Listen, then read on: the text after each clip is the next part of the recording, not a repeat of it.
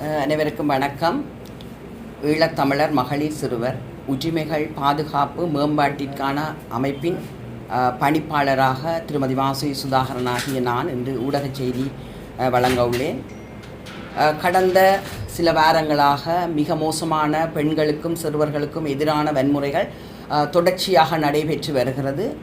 இதில் வேடிக்கை என்னவென்றால், கிழக்கு மாகாணத்திலே தொடர்ச்சியாக இந்த நடைபெறும் பெண்களுக்கும் சிறுவர்களுக்கும் எதிரான வன்முறை தொடர்ச்சியாக நடைபெற்று கொண்டிருக்கிறது.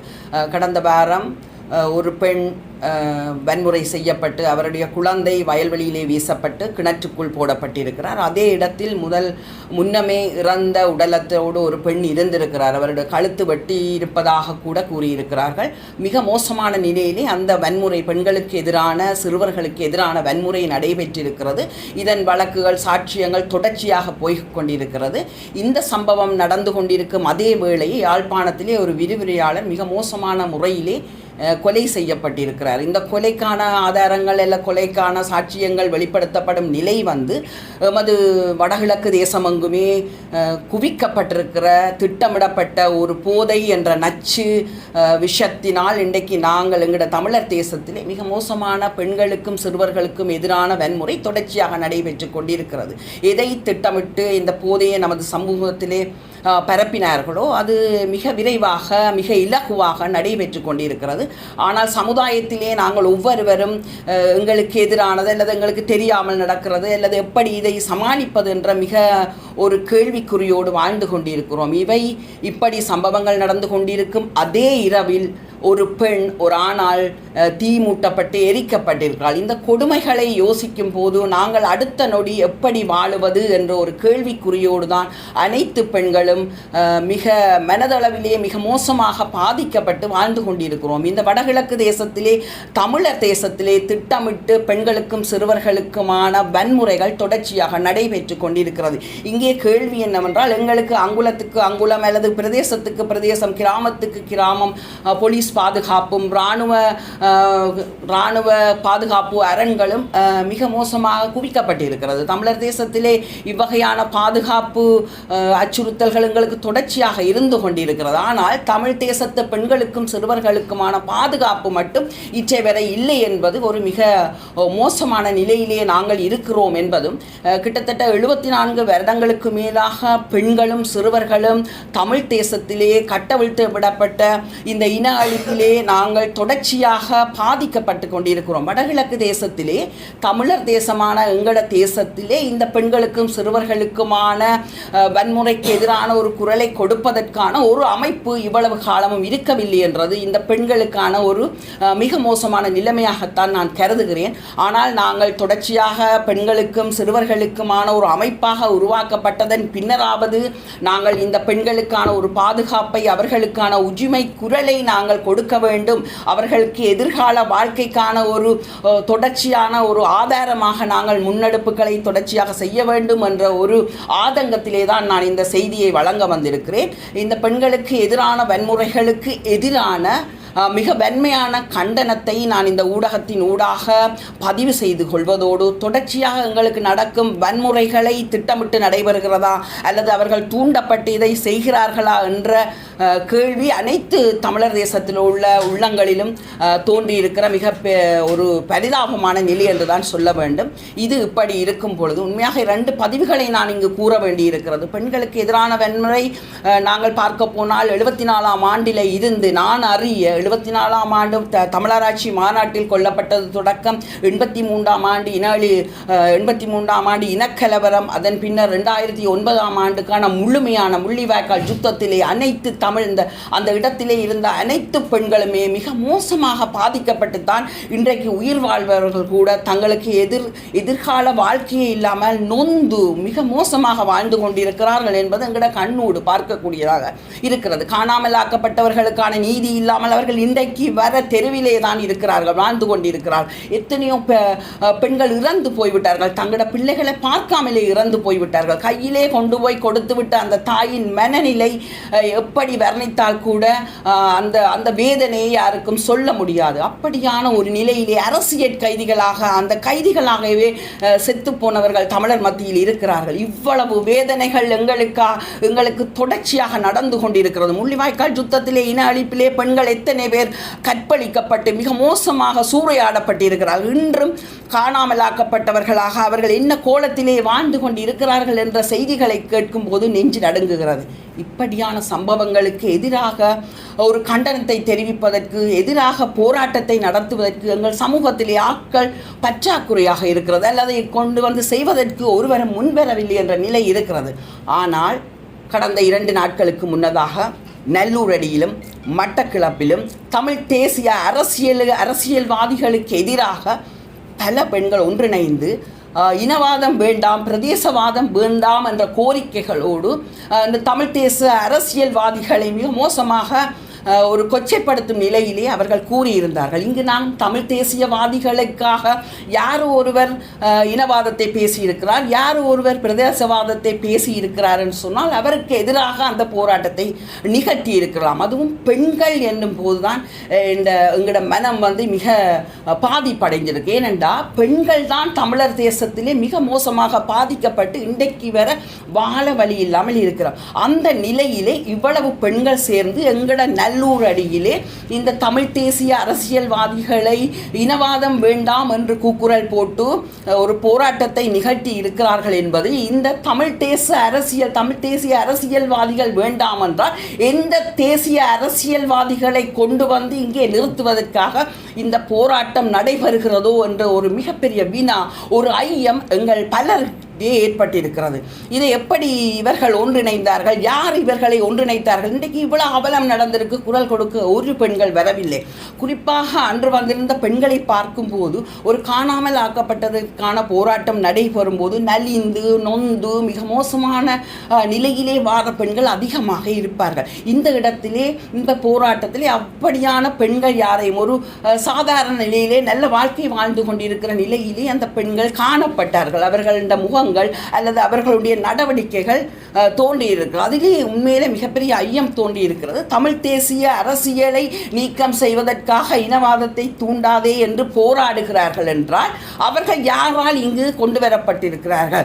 இந்த பெண்களுக்கான, சிறுவர்களுக்கான அழிப்புகள், கொடுமைகள் நடக்கும் போது வராத பெண்கள் இந்த தமிழ் தேசிய அரசியல்வாதிகளுக்காக வந்திருக்கிறார்கள் என்றால் இங்கே எந்த தேசியத்தை கொண்டு வரப்போகிறார்கள்?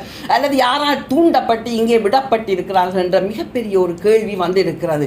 இவர்கள் இனவாதத்தை தூண்டாதே என்ற அந்த வார்த்தை கோஷத்தை கொழும்பிலே கொண்டே நடத்தியிருந்தால் நாங்கள் மிக ஆசுவாசப்பட்டிருப்போம். ஏனென்றால் உண்மையிலே இனவாதத்தை தூண்டித்தான் இன்றைக்கு எங்களுக்கு இவ்வளவு அழிவுகளும் வந்திருக்கிறது பேரினவாதிகளால். இதை சுட்டிக்காட்டாமல் எங்கிட இடத்திலே தமிழர் தேசத்திலே பெண்கள் இப்படியான ஒரு போராட்டத்தை நடத்தியிருக்கிறார்கள் என்பது உண்மையிலே தமிழ் தேசியவாதியாக, நான் ஒரு தமிழ் பெண்ணாக மிக கலங்குகிறேன். இப்படியான போராட்டங்கள் தொடர்ச்சியாக நடைபெறும் என்றால் தமிழ் தேசியத்துக்கும் தமிழ் தேசத்துக்கும் மிக ஒரு பின்னடைவும், எங்களுக்கான ஒரு சுதந்திரமோ அல்லது எங்களுக்கான விடுதலையே இல்லாமல் போய்விடும் என்ற ஒரு குற்ற உணர்வில் தான் நான் இந்த இடத்துல வந்திருக்கிறேன். ஏனென்று சொன்னால் தமிழ் பெண்கள் மிக வலிமையானவர்கள். இவ்வளவு துன்பங்களை தாண்டியும் முள்ளிவாய்க்கால் யுத்தத்திலே அத்தனை ஷெல்கள், அத்தனை குண்டுகள், அத்தனை எரிநெருப்புகள் அவ்வளவையும் தாண்டி தப்பி நாங்கள் இந்த இடத்துல வந்திருக்கிறோம் என்றால் எங்களோட வலிமை சின்னதில்லை. அந்த வலிமைகளை போய் ஒரு விழிப்புணர்வு இல்லாமல் எங்கட தேசியத்துக்கு எதிராக தயவு செய்து நீங்கள் யாருமே இப்படியான போராட்டங்களை இனிமேலும் முன்னெடுக்கக்கூடாது. இந்த போராட்டத்தை போராடி கொண்டிருக்கிற இந்த பெண்கள் தயவு செய்து உங்களை நீங்களே சுய பரிசீலனை செய்து கொள்ளுங்கள். இந்த உங்களோட போராட்டங்கள் தமிழ் பெண்களுக்கு ஆதரவாக, தமிழ் பெண்களோட துன்பங்களை குறைக்கக்கூடியதற்காக ஒரு வழியாக உங்களோட போராட்டங்கள் இனிமேல் நடக்குமாக இருந்தால் அப்படித்தான் நடைபெற வேண்டும் என்பதை மீண்டும் நான் உங்கள் முன்னிலையில் பதிவு செய்து கொண்டு, இப்படியாக தமிழ் தேசியத்துக்கும் தேசத்துக்கும் எதிராக தயவு செய்து தமிழ் தேச பெண்களே எழ வேண்டாம். எங்கள் தேசியத்திற்காக, எங்களோட விடுதலைக்காக, பெண் வன்முறைக்காக அந்த போராட்டத்தை நிகழ்த்துங்கள். நாங்களும் உங்களோடு சேர்ந்து கரங்கொடுப்போம் என்பதை பதிவு செய்து கொண்டு விடைபெறுகிறேன். நன்றி, வணக்கம். போதைப்பொருளால் சரியான சீரழிவுகள் ஏற்படுதுன்னு சொல்றீங்க. பலர் தரப்பட்டவர்கள் பல்வேறு வகையாக குரல் கொடுத்து வருகின்றார்கள். அதில் பெண்கள் அமைப்பு என்ற ரீதியில் நீங்களும் குரல் கொடுத்து முதன்மையாக வந்திருக்கிறீங்க. ஏன் அதற்கான ஒரு சரியான பொறிமுறை இல்லாமல், அதாவது போதைப்பொருள் அதிகரிப்பதற்கு பிரதான காரணம் போதைப்பொருளை பாவிப்பவர்கள் அல்லது போதைப்பொருளை விற்பனை செய்பவர்களுக்கு ஆயராகி அவர்களை பிணையில் எடுத்துவிடும் சட்டத்தரணிகளுக்கு எதிராகவோ அல்லது சட்டத்தரணிகள் சார்பான ஒரு கோரிக்கையை வைக்காமல் ஏன் மக்கள் மத்தியில் அந்த விஷயத்தை கொண்டு வர வலிக்கிறீர்கள்? சட்டத்தரணிகள் தான் உதாரணத்தை சட்டத்தரணிகள் போதைப்பொருளை விற்பனை இருந்தாலும் ஆயராகி அவரை பிணையில் எடுக்கணும் அல்லது ஒன்று செய்து விடுங்க. அதை காப்பாற்றுவதற்கான அதாவது உந்துதலான ஒரு சக்தியாக சட்டத்தரணிகள் இருக்கிறார். அவ்வாறு ஒரு விழிப்புணர்வை ஏற்படுத்தாமல் மக்கள்கிட்ட கொண்டு வர்றது இல்லை. நான் உங்களுக்கு ஒன்றை கூற விரும்புகிறேன். நான் இன்று நேற்று இந்த போதைக்கு எதிராக செயற்பட்டால் இல்லை. 2009 முள்ளிவாய்க்கால் யுத்தத்துக்கு பின்னர் நான் 2010ஆம் ஆண்டிலிருந்து இன்றைக்கு வரை இந்த போதைக்கு எதிரான ஒரு செயற்பாட்டை தொடர்ச்சியாக செய்து கொண்டிருக்கிறேன். ஏன் சட்டத்தரணிக்கு எதிராக நாங்கள் குரல் கொடுக்க முடியவில்லை என்றால், சட்டத்தரணி என்பவர் தன்னை நோக்கி வரும் ஒரு இழிநிலையிலே ஒரு தாயார் போய் கெஞ்சி என்ற உயிரை பிள்ளை என்ற ஏனென்றால் பிள்ளை போய் அந்த போதையை பாவிக்கல, பிள்ளையை நோக்கி அந்த போதை வந்திருக்கு. சின்ன பிள்ளைகள் போதையை நோக்கி போகையில பிள்ளையை நோக்கி வந்திருக்கு. அதை நீங்கள் உணர்ந்து கொள்ள வேணும். அப்ப சிறுவனை பாதுகாக்க வேண்டியது சட்டத்தரணின்ற மட்டுமில்லை, எங்கடையும் கூட. எங்கட பாடசாலையில் ஒருவன் பாவிக்கிறான் என்றால் அவனை கொண்டே நாங்கள் சிறையில் விட மாட்டோம். அவனை எப்படியாவது மீட்டெடுத்து அவனை ஒரு சாதாரண பிள்ளையாக சாதாரண வாழ்க்கை நீரோட்டத்தில் வாழ விட வேண்டும். அப்ப சட்டத்தரணிகள் அங்கே குற்றம் செய்யவில்லை. இவர்களை இந்த சிறுவர்களுக்கு போதையை கொண்டு வருபவர்கள் திட்டமிட்டு நான் கேட்கப்பட்ட கேள்வி பெருமுதலைகள் வியாபார நோக்கங்களோடு அதை பிரதேசத்துக்கு உள்நுழைவதற்காக முயற்சியையும் வர்த்தகர்கள் அல்லது சம்பந்தப்பட்ட ஆட்களை தெரிந்தும் அவர்கள் தான் குற்றவாளிகள் தெரிந்தும் அவர்களுக்காக ஆயராகின்ற சம்பந்தப்பட்ட விற்பனை முகவர்களுக்கு எதிராக ஆதரவாக வருகிறார்கள் என்றால் அவர்களும் எங்கட இன அழிப்ப விரும்புகிற ஒரு சட்டத்தரணிகள் தான். இல்ல நிச்சயமாக தடுக்க முடியாது. ஏனென்று சொன்னால் சட்டத்தரணிகள் மட்டும் இல்லை, இங்கு பல விடயங்களில் பல பெரும் முதலைகள் அரசியல்வாதிகள் கூட இருக்கிறார்கள் என்பதை சுட்டிக்காட்டுகிறார். முன்பு இருந்த ஒரு அரசியல்வாதி இன்றைக்கு யாழ் மாவட்டத்திலேயே அவர் இல்லை. அந்த அரசியல்வாதிகள் எல்லாம் தொடர்ச்சியாக இந்த போதையை கடத்தி கொண்டிருக்கிறார்கள் என்பதை நாங்கள் அறிந்திருக்கிறோம். இன்றைக்கு கேட்டாலும் யார் கடத்துகிறார்கள் யார் விற்கிறார்கள் என்று சொன்னால் காட்டுவதற்கு ஏராளமான ஆட்கள் இருக்கிறோம். ஆனால் உயிர் போய்விடும் என்ற ஒரு பயத்தில், தங்களுக்கு ஏதாவது ஒரு ஆபத்து நிகழ்ந்துவிடும் என்ற பயத்திலே தான் எல்லோரும் தள்ளி தள்ளி அந்த விடயத்தை மற்றவர்கள் மேல் போட்டுக்கொண்டு இருக்கிறார்கள். உதாரணமாக ஒரு பாடசாலை மாணவன் இந்து கல்லூரியிலிருந்து வெளியேறி இருக்கிறான் போதை பாவிக்கிறதுக்கு. அந்த தாய் இன்றைக்கு கிட்டத்தட்ட 5 மாதமாக அழுது கொண்டிருக்கான். அந்த தாயின் பிரச்சனையை நான் கதைக்க போன இடத்திலே அந்த கதைக்க வேண்டிய உரியவர் அதை தள்ளி எனக்கே சொல்கிறார், என்னென்றா நீங்கள் அது பாடசாலை அதிபரோட போய் கதையுங்கண்டு. ஒவ்வொரு தரம் எங்கட பிள்ளை என்ற பிள்ளை என்று பார்க்காம ஆற்றியோ பிள்ளை அழிஞ்சு கொண்டிருக்கண்டு இன்றைக்கு வர தூரத்தில் நின்று பார்க்கணும். அப்போ இந்த போதை என்றது நிச்சயமாக தெரியும். இந்தியான அது இதில் வந்திருக்கு அந்த பெண்ணும் போதை பாவித்திருக்கிறார் என்று இந்த விரிவுரையாளர் உண்மையாக நிச்சயமாக எனக்கு அன்றைக்கே தெரியும். ஏனென்றால் ஒரு சாதாரண மனிதனால் இவ்வளவு தூரம் வன்முறையாக ஒரு தாயை கொல்ல முடியாது. அவளோட உணர்வுகள் அறிவு அளிக்கப்பட்டு உணர்வு மட்டும்தான் வேலை செய்த நிலையில தான் அப்படி ஒரு அழிவை அல்லது வெட்டுறது கொத்துறது சாக்கொள்ற நிகழ்வுகள் நடைபெறும். ஏனென்றால் நான் 14 வருடமாக இந்த போதை பாவிப்பவர்களோடு நின்று அவர்களை காப்பாற்றி இருக்கிறேன் பலரை. அந்த வகையில் எனக்கு தெரியுது இது திட்டமிட்ட இன அழிப்பு. இந்த ஒன்று காணும் எங்கட சமுதாயத்தில் நடக்கிற அத்தனை அட்டூழியங்கள் அத்தனை வன்முறைகளுக்கும் இந்த ஒன்றே காணும். எங்கட தலையில் நாங்களே மண்ணை அள்ளி போடுவோம் என்ற நிலையில தான் இந்த குண்டுகள் செல்லுகள் அடித்தா மனித உரிமை ஆணைக்குழுவுக்கு போக வேணும், சர்வதேசத்தில் விசாரணைக்கு போகணும். எந்த தலையில் நான் தூக்கி போடுற மண்ணுக்கு எவனட்டும் விசாரணைக்கு போக தேவையில்லை என்றதை திட்டமிட்டு இந்த அரசு செய்திருக்குது. அதை உண்மையாக நாங்கள் தான் பாதுகாக்கணும் அப்படின்னு தான் நீங்கள் கேட்குற கேள்வி என்று சொன்னால் இப்போ எங்களுக்கு தெரியும் என்றால் அதை போய் நாங்கள் நேரடியாக சொல்லி அவர்களை பிடித்து கொடுக்க முயற்சி செய்ய வேண்டும். ஆனால் நாங்கள் யாருமே அதை செய்கிறோம் இல்லை. இதுதான் இன்றைக்கு எங்கட சமூகத்தில் நடந்து கொண்டிருக்கிற பிரச்சனை. எனக்கு தெரியவே உங்கள் கண்ணுக்கு முன்னால் அழிந்து கொண்டிருக்கிற அமைப்பு சிறுவர் பெண்களின் உரிமைகளை பாதுகாப்பதற்காகவும் அவர்களுக்கு எதிரான வன்முறையை தடுப்பதற்காகவும் உருவாக்கப்பட்டு சொல்றீர்கள். அதை ஏன் நீங்கள் முன்னெடுக்க முடியாது?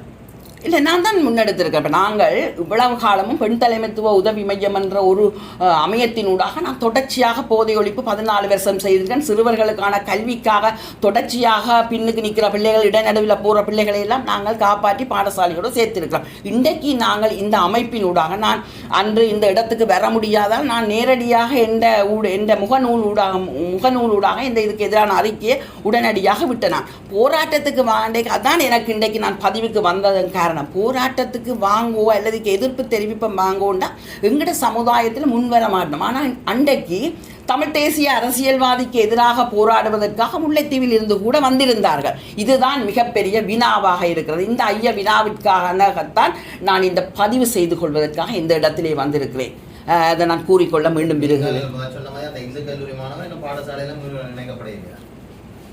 இப்போ தற்போதைய நிலை எனக்கு தெரியாது. ஆனால் அவர்களை அந்த இந்து கல்லூரி பிளவிட்டது என்று நான் சொல்ல வரையில்லை. அங்கே தாய் என்ன செய்கிறன்னு தெரியாமல் ஒரு தவறான நடவடிக்கையை அவள் செய்துட்டா. பிள்ளைஇந்த இவர் சொன்ன மாதிரி ஏன் எல்லாரும் போறீங்கள் இல்லைன்னு சொன்னால் அந்த தாய்க்கு என்ன நடவடிக்கை எடுக்கிறேன்னு தெரியல.